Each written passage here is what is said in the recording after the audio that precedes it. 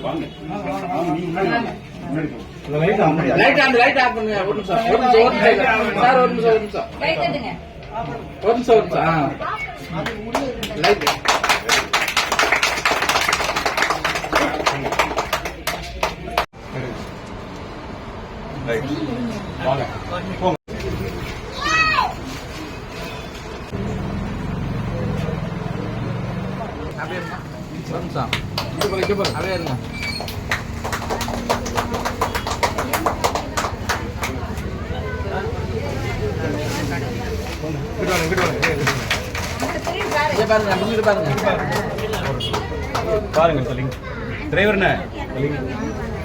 அடுத்து வர சொல்லுவான். எப்பா நீங்க 2 பேரும் வெளியில வாங்க. இல்ல ஒரு செகண்ட் இருங்க.